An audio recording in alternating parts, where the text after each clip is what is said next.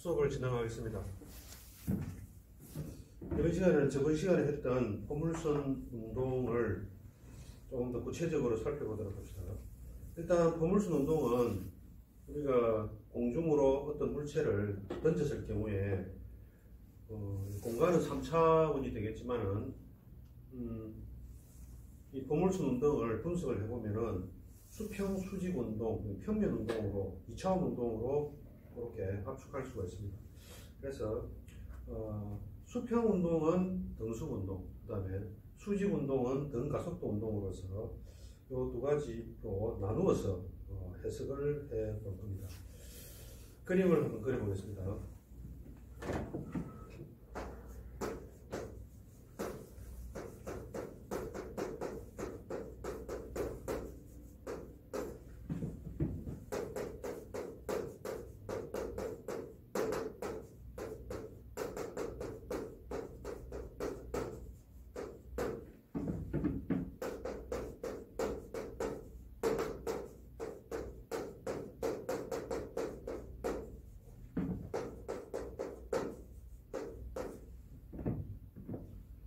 저번 시간에 그려본 그림인데 다시 한번 더 그려봅니다.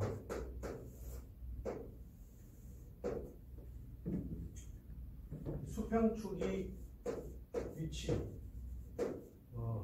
그림에 대한 함수입니다. x. 그 다음에 수직축은 y입니다. 수직축도 위치, 그림이다. 원점에서 어떤 물체를 공중으로 던졌습니다. 지면과 세타의 각도로 물체를 던져본 겁니다. 초속이 V제로로 합시다.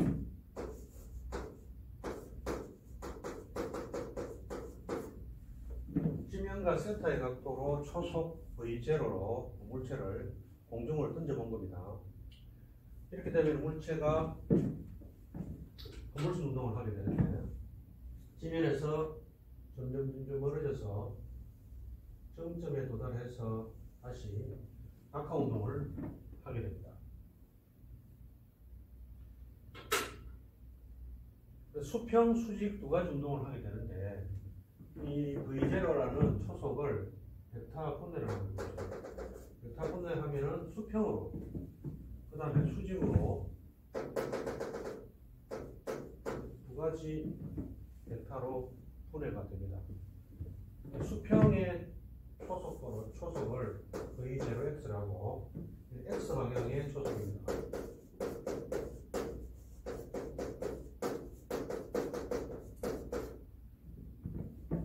V0y 합시다.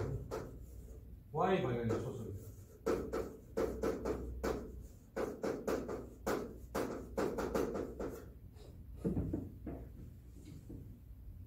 그리고 하나를 더 그립니다. 이제 수평축이 시간축이라고 봅시다.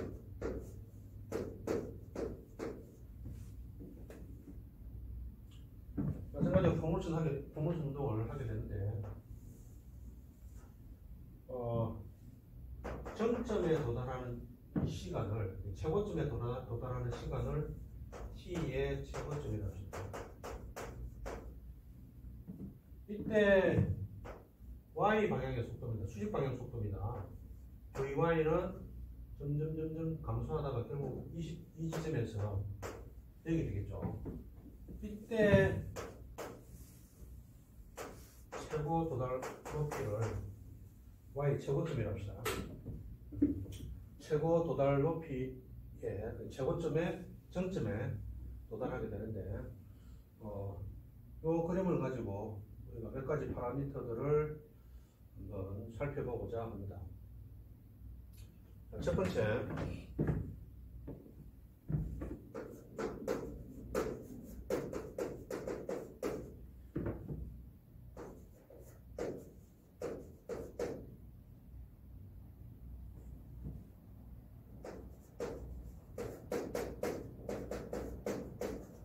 최고점에 도달하는 시간. 이걸 하기 전에 저번 시간에 우리가 수평 수직 운동, 수평 수직 부분의 운동을 좀 분석을 해봤는데 이게 속도,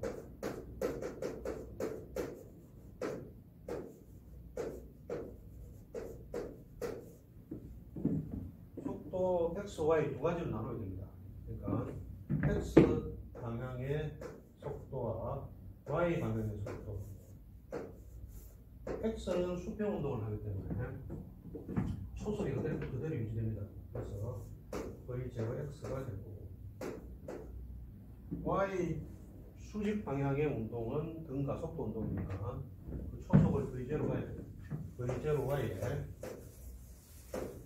제가 낙하 운동을 하는 거니까 a 대신에 중립값 c를 적용한다 그랬잖아요.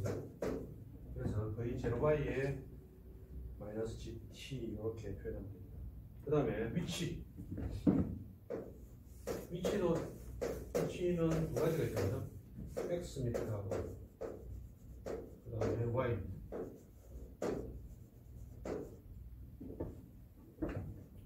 두 가지를 한번 살펴보겠습니다. 위치, 그리는 속도 곱하기 시간이니까 수평 축은 등속 운동을 하는 거니까 속도에다가 시간을 곱하면 되겠습니다. 그래서 v0 x에 t가 되고, y의 위치는 등가 속도 운동을 하니까 v0 y의 t에다가 마이너스 2분의 1 gt의 제곱. 이것도 저번 시간에 유도를 해봤습니다. 식이 잘 이해가 안 되면은 저번 시간 수업을 참고를 해보세요. 자, 이걸로 가지고 이제 하나씩 다시 살펴보도록 하겠습니다. 첫 번째,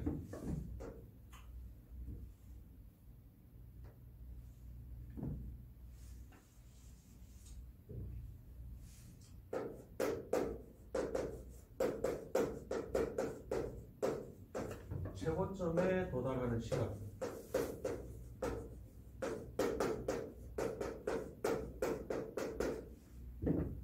T 최고점이라고 그랬다, 그죠? T 최고점. 시간이니까 세컨드. 이 그림을 살펴보시면은 이 T 최고점은 요 그래프상에서 우리가 살펴볼 수가 있는데, T 최고점은 Y 방향의 속도가 0이 되야 됩니다. 그래서 이 식을 이용을 해서 T 최고점을 구할 수가 있습니다. 그래서 VY는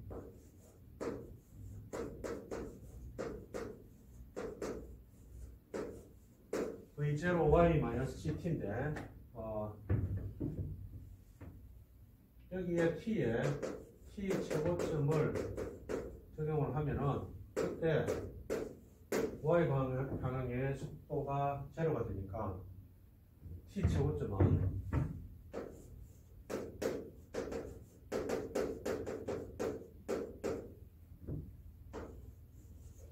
C분의 V0Y 이렇게 해서 T 최고점을 구할 수가 있다. 그 다음에 두 번째, 최고 도달 높이를 구해봅시다.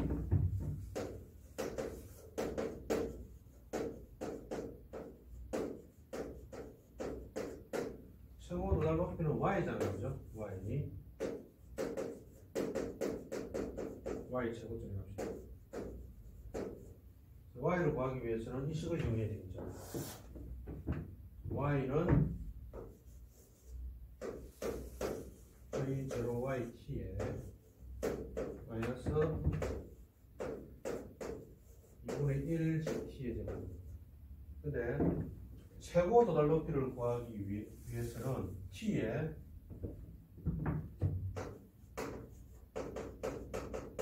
T 최고점을 적용을 해야 되겠죠. 이때 Y는 최고점이 됩니다.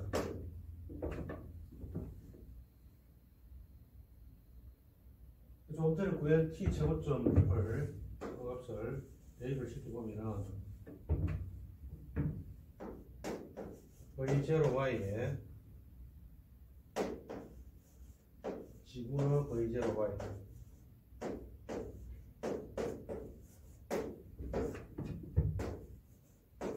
지분의 V0Y의 전체 제곱이 되는데 이렇게 정리를 해보면은 요거는 지분의 거의 제로 y의 제곱이고 요거는 분모 문제 하나씩 째려 나누면은 2지분의 거의 제로 y의 제곱입니다. 분모를 통보를 해서 정리를 하면은 요거는 2지분의 거의 제로 y의 제곱 이렇게 해서 y 최고점을 이 식을 가지고 구할 수가 있습니다. 세 번째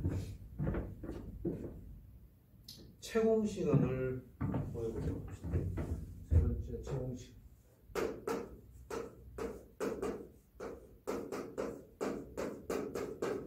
채공시간을 t 채공이라고 합시다.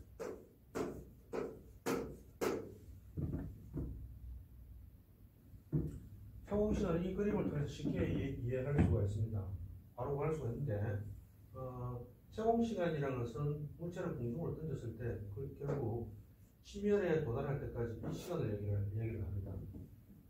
포물선은 이 정점을 기준으로 해서 대칭이 되니까 결국 이 채공시간 t는 t라는 것은 결국 t 최고점의 2배가 된다는 걸 알 수가 있습니다. 그래서 t 채공은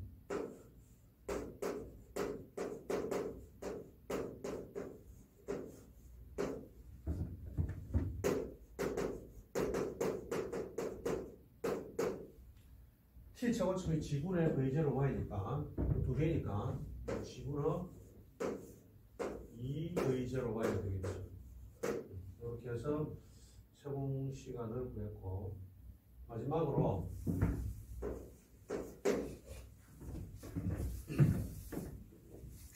수평 도달거리를 한번 해봅시다. 수평 도달거리.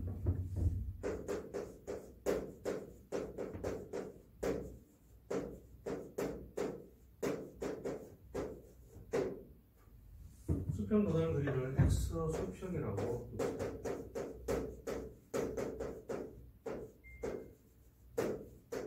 거리니까 미터가 되겠죠. x를 구해야 되니까 우리는 이 식을 이용을 해야 되겠죠. x는 v0 x의 t가 되죠. x는 v0 x의 t가 되는데 수평 도달거리를 x 수평이라고 그랬잖아요. x 수평은 시간을 뭘 집어넣어야 됩니까? 채공시간을 집어넣어야 되겠죠. 그래서 이걸 적용을 해야 우리가 수평 도달거리를 구할 수가 있습니다. 그래서 정리를 하면은 거의 제로 x에 t가 g분의 2 거의 제로 y가 된다, 그죠? 자, 다시 거의 제로 x는 여기 지금 직각삼각형이 있잖아요. 직각삼각형이 있습니다. v0x라는 것은 직각삼각형의 밑변이 되는 거죠. 그죠? 그럼 우리 코사인을 적용해서 구할 수 있죠. 이렇게. v0y는 높이가 됩니다. 이 높이를 구하기 위해서는 사인을 적용하면 됩니다. 그죠? 그래서 조각표를 대입을 시켜보면은 v0x는 초속 v0에다가 코사인 세타를 곱하면 되는 거죠. 그 다음에 친구는 2에 v0y도 마찬가지로 그렇게 해서 사인을 집어넣으면 되는 거죠. v0에 사인 세타가 되게 되는 높이. 이 식을 정리를 하면은 g분의 v0의 제곱이 되는 거죠. v0의 제곱이고 이게 2 사인 세타 코사인 세타 이거는 백악공식이라고 그죠? 그렇게 고등학교 때 배웠을 겁니다. 2 사인 세타 코사인 세타는 어떻게 바꿀 수 있습니까? 사인 2 세타로 바꿀 수 있다, 그죠? 이 세타라는 것은 지면에서 그죠? 지면과 물체가 던지는 그 각입니다, 그죠? 사인이 최대값이 되기 위해서는 사인 몇 도? 90도가 되어야 되잖아요, 그죠? 그럼 90도 같은 경우에는 센터는 45도다, 그죠? 센터는 45도죠. 물체를 가장 멀리 던지기 위해서는 물론 가해주는 힘이 중요하지만은 그 가해주는 힘이 일정하다고 가정을 했을 때 이 지면과 그죠? 던지는 각도가 굉장히 중요하다는 거죠. 세타는 45도로 던졌을 때 지면과의 각도가 45도가 되었을 때 가장 물체를 멀리 던질 수 있습니다. 그래서 우리가 뭐 올림픽 경기를 보면은 뭐 장 던지기라든지 투판 같은 그런 것들 멀리 던지기 기록 경기가 있잖아요, 그죠? 그런 경기에서 선수들이 가장 그 물체를 멀리 던지기 위해서는 세타를 45도 각도로 그죠? 던져줬을 때 물체가 가장 멀리 간다는 것을 이 식을 통해서 알 수가 있습니다. 관련된 문제가 예제 3.2 그 다음에 예제 3.3입니다. 나머지 예제도 여러 문제가 있는데 그 두 문제는 꼭 풀어보시기 바랍니다. 수업을 마치겠습니다. 수업을 진행하겠습니다. 이번 시간은 페이지 56 3.3의 상대 속도를 살펴보도록 하겠습니다. 간단하게 필기를 하겠습니다.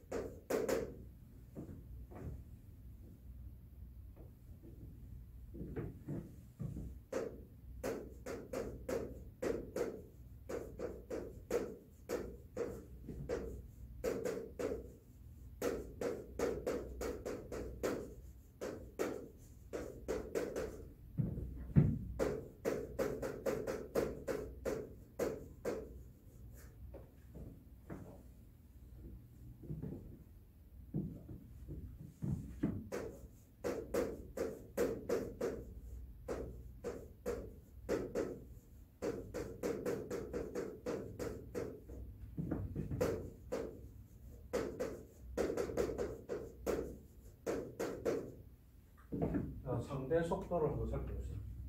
관찰자가 관찰하는 대상의 속도를 말한다. 물체 AB가 운동하고 있을 때 물체 AB 두 개의 물체가 있는데 그 물체가 지금 현재 운동을 합니다. 그죠? 운동을 움직이는 상태란 말입니다. 운동하고 있을 때 A가 B를 보았을 때의 속도다. 거꾸로 B가 A를 보았을 때의 속도라고 해도 뭐 상관없습니다. 두 물체가 운동하고 있을 때 A가 B를 아니면 B가 A를 보았을 때의 그 속도를 상대 속도라고 얘기를 하고 기호를 한번 표현해 봅시다.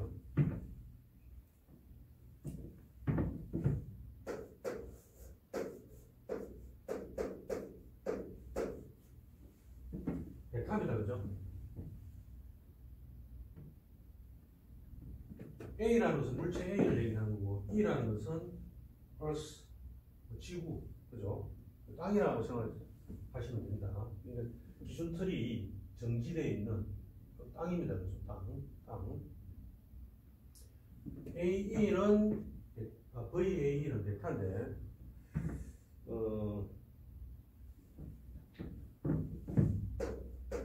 이게 의미하는 게 관측자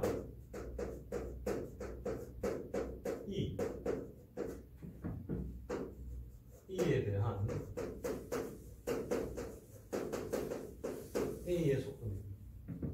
E는 정지한 상태입니다. 그죠? E는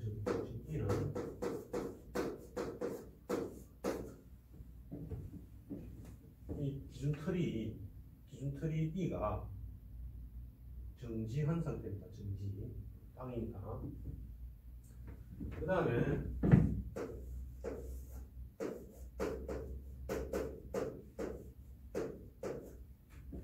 VB는 관측자.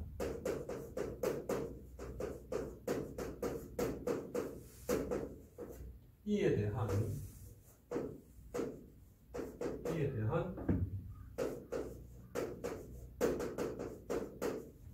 B의 속도가 됩니다. E에 대한 B의 속도가 되고, 마찬가지로 E는 정지한 상태입니다. 세 번째로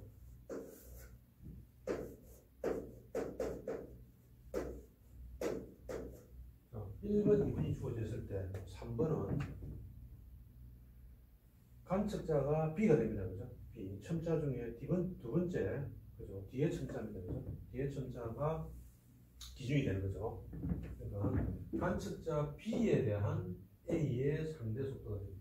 관측자 B에 대한 A의 상대 속도.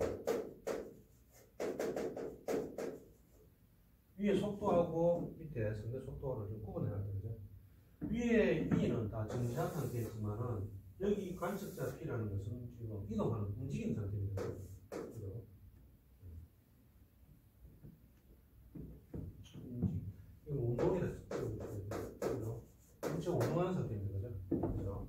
정지한 관측자 틀이, 기준 틀이 정지한 상태가 아니고 움직이는 그런 운동하는 상태입니다.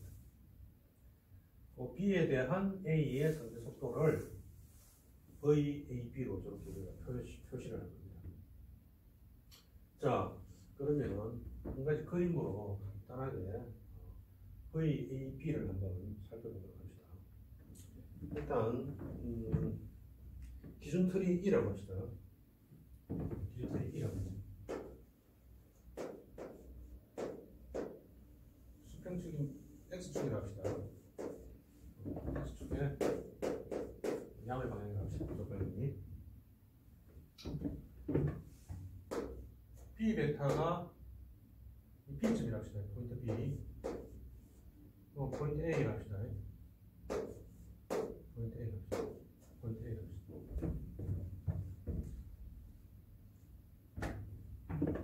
관측자 E에 대한 B의 속도를 우리는 VBE라고 합니다. VBE.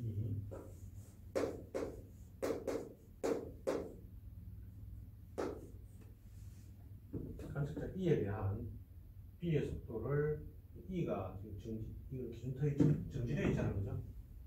이거 정지한 상태거든요.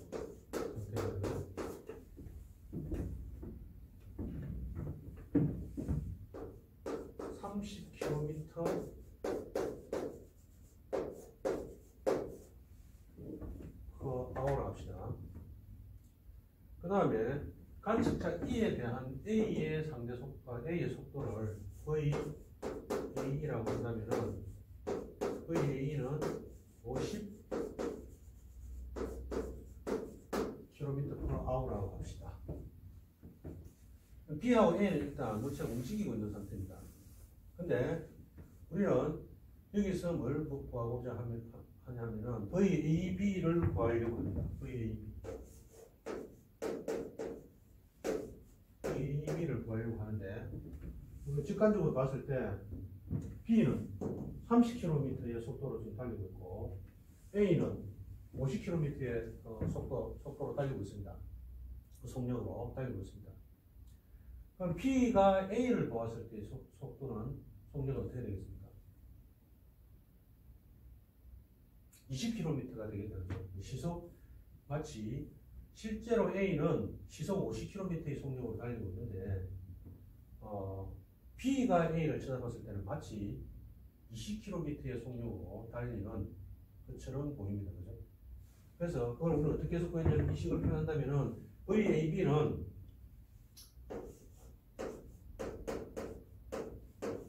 VAE에서 VBE를 뺀 값으로 적어요. A가 50이고 B가 30이니까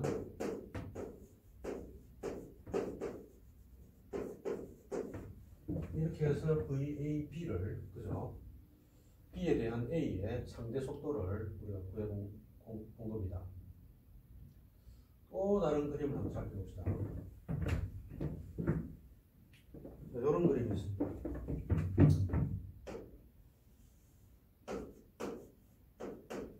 A고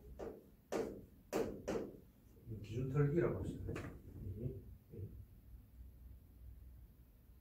A는 이쪽 방향으로, 그 다음에 B는 이쪽 방향으로 이동하는, 움직이는 벡터라고 가정하죠. 또 벡터가 이런 걸 세타라고 할까요? 세타라고 한다면은 이 벡터는 VBE가 되겠죠.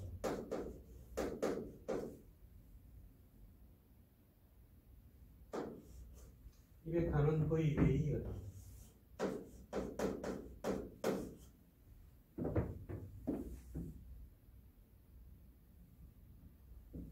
A라는 VAE라는 벡터, A라는 이 벡터는, 그죠? VAE라는 이 벡터는 동쪽으로 지금 이동하고 있지만은 E를 관측자로 했을 때 동쪽으로 움직이고 있지만은 B를 기준으로 해서 관측자로 해서 A를 쳐다보면은 동쪽으로 움직이는 게 아니죠.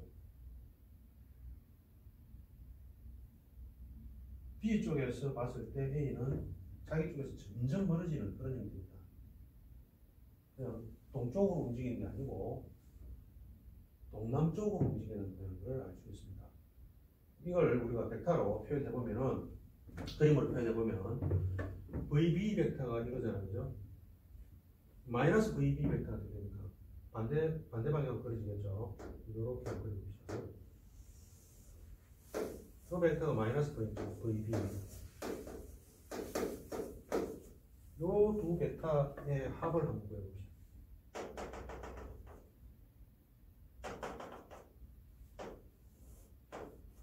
요게 우리가 구하고자 하는 B에 대한 A의 상대 속도 VAB가 되는데, VAB는 결국 이렇게 생각되거든요. 이 식을 살펴보면은, 그림에서 살펴보면은 VAB는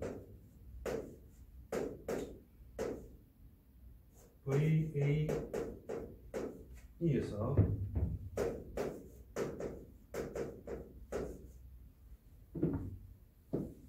VBE를 뺀 벡터로서 정의가 됩니다.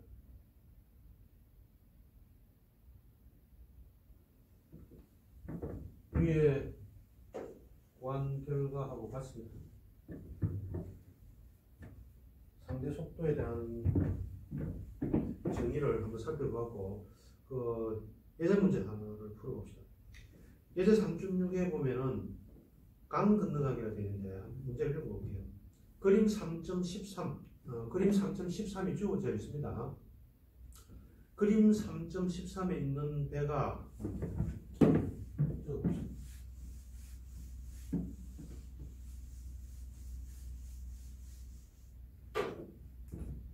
예제 3.6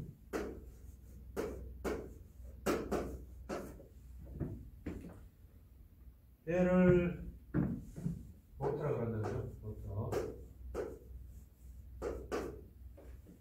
그 다음에 넓은 강을 건너려고 강물에 대하여 이렇게 강물을 리브라고 하거든요.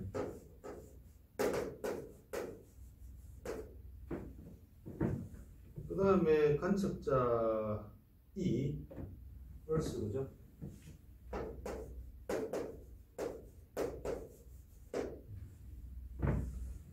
한번 살펴봅시다. 다시.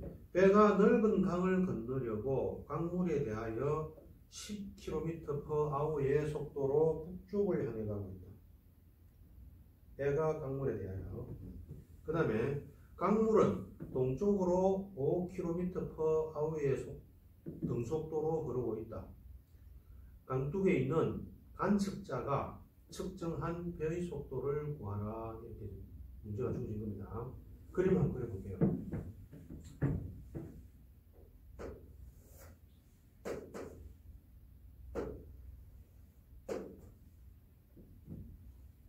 주수터는 2라고 보시면 되겠죠. 한차전은 지금 정지한 상태입니다. 그죠? 정지한 상태에서 지금 배가 이동하는 경로를 지금 살펴보고 있습니다. 이게 VBR이라고 되겠죠. 이 첨자, 이중첨자 B는 보트 얘기하는 거고, R은 리버, 강을 얘기합니다. 강물을. 북쪽으로 향한다 그랬잖아요. 그죠? 이 벡터는 북쪽 방향입니다. 그 다음에 강물은 동쪽으로 흐른다 그랬죠. 그 강물을 RE라고 RE.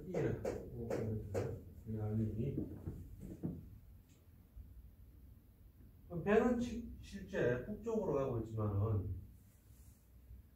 E를 기준으로 해서 배의 이동하는 경로를 살펴보면은 북쪽으로 가는 게 아니죠. 강물이 동쪽으로 흐르다 보니까 배는 벡터의 합입니다. 이쪽 방향으로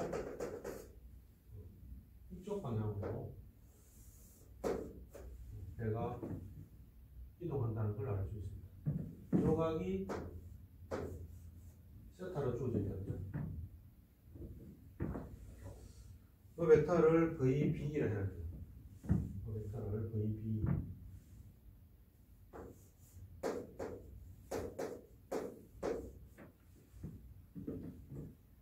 그럼 우리는 지금 이 벡터를 알고 싶다면 VB를 구해야 된다는 거죠. 그렇죠? VB를. 주어진 게 VR이 얼마냐면은, VBR이 얼마냐면은 10km/h. 이게 10km.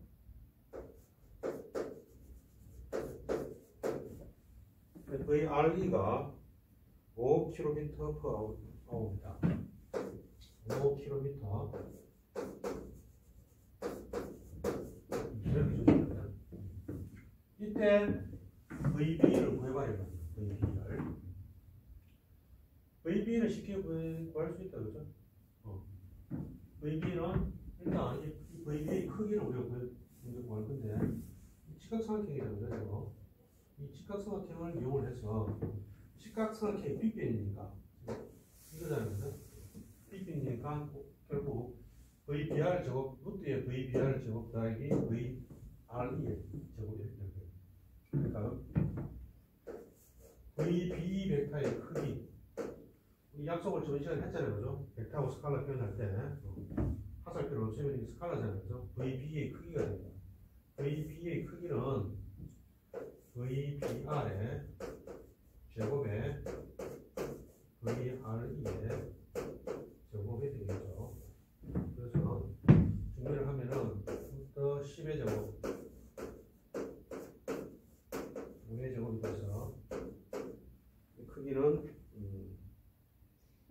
11.2 대략 11.2km/h 시속 11.2km 11.2km/h입니다. VB를 구했고, 그 다음에 세타를 구해요. 세타는 이렇게 구할 수 있죠. 세타는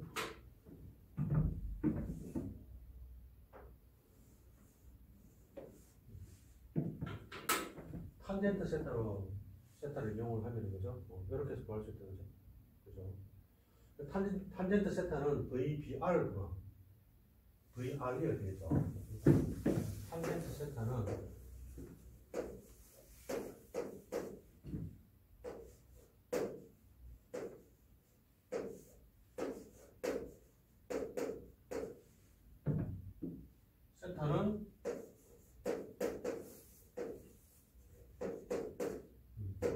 아까 탄젠트 VBR이 10이거든요. VR이 5다, 그죠? VR이가 이걸 계산기로 계산해야 되겠죠. 어떻게 특수하게 아니니까. 계산을 해보니까 26.6도가 나옵니다. 26.6도. 이걸 저번 시간에 우리 배웠던 극좌표 있잖아요, 그죠? 이 벡터를 극좌표를 한번 표현해 봅시다. 극좌표를 표현해 보면은 VB 베타는 그죠? VB 베타는 VB 크기가 11.2잖아요. 11.2km/h. 그 다음에 세타는 26.6보다 그죠? 뭐 이렇게 적어주시면은 만약에 시험 문제를 내었다고 한다면은 정확한 답이 되고, 이걸 다시 E를 기준으로 해서 그죠? VB 배의 이동 경로를 살펴보면은 실제로 배는 북쪽으로 우리가 이동을 하고 있지만 강물 때문에 그죠? 북쪽이 아니고 북동쪽으로 이동을 하면 센터 부분에 이걸 표현해주면 더욱더 정확한 답이 되겠죠. 근데 표현 안 한다 하더라도 이미 저 그림에 다 주어져 있잖아요. 그죠? 센터가 지금 이렇게 주어져 있으니까 표현을 안 한다 하더라도 크게 문제는 없습니다.